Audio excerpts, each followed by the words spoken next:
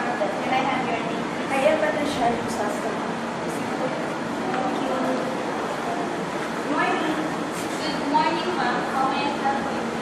Actually, a few days ago, I booked a room with a twin bed and a bath. I forgot the confirmation number you gave me over the phone. I am Patricia Chrysostom. Can you please check the room? Just a moment, Miss Chrysostom. I'm checking the arrivals. Sorry for keeping you waiting. Yes, I get it. There's a room for Miss Patricia Chrysostom on this day. Yes, that is me. Okay, ma'am. Could I please see your identification card? Thanks a lot, ma'am. Would you be kind enough to fill the register form? Yes, why not? I guess I have finished. It's alright. Yes, thank you. Thank you very much, Miss Chrysostom. May I ask you how do you prefer to pay? I love to pay in cash. Is it okay? That is so nice. Here is the key room. Number 512. Please keep it now and the bell person will visit you. Have a really nice morning. I hope you enjoy your stay. Thank you. Stop. Hi, Miss Patricia Chrysostom. We have our second activity. Do you want me to show the internet? Yes, of course. Okay, this is our hotel, and in your left side, there is a fire exit. If there is an emergency that was flame or burn, you can exit there. Then, we have our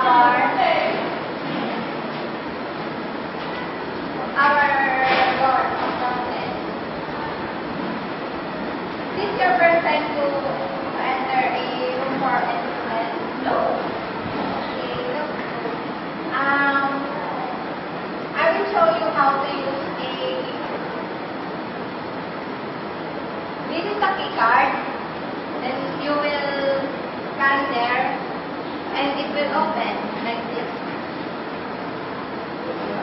Now, I already teach you how to use a key card. Now I will open the light. Come.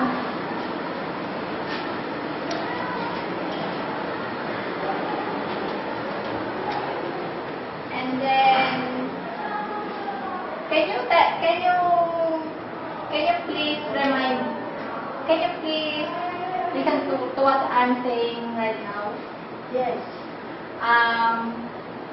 Now I will show you how to use the aircon. Okay. This is our aircon. And then we have our bathroom. Of course, you need to use a comfort room. This is our comfort room.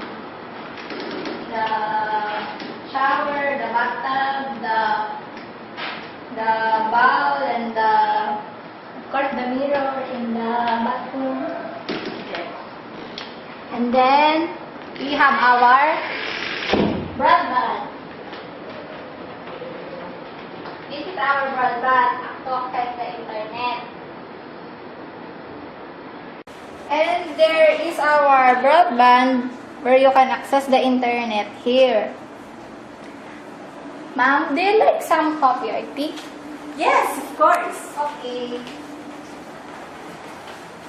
This is our coffee and tea pot where you can make coffee.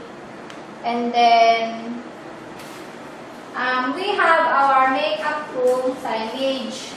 If Okay. there is a makeup room, there will be a signage like this. If there is no, unless or emergency, you can tag it out. Okay. Then we have our personal bar here, where you can store some beverages or other foods that you want to eat. Okay.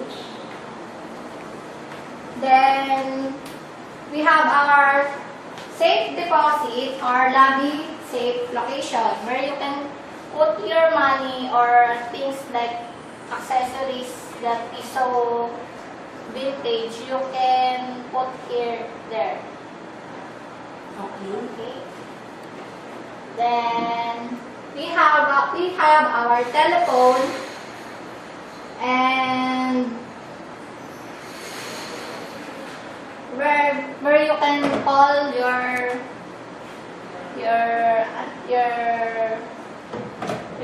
you want to call.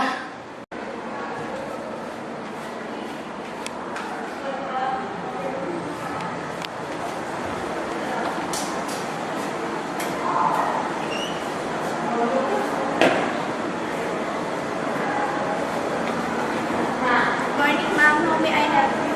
I would like to check out the bill. Okay, ma'am. May I ask your name and phone number, please? I am Alishan Kusasumo from room number 415. Wait a minute, ma'am. I will just check your account. And I have used any service today. No, not at all. Okay, ma'am. Here's your bill. The 2 nights your total bill is 10,500. Okay, let me just check my bill, please.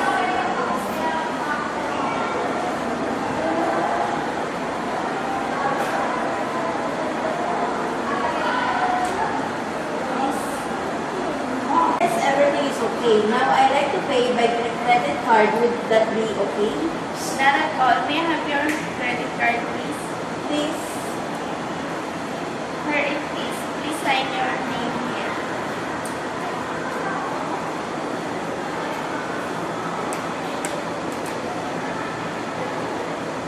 Would that be all? Yes, thank you so much. Was your enter is paid? Everything okay? Yes, perfect. Thank you very much, ma'am. I hope you'll come and visit again, Lima Park.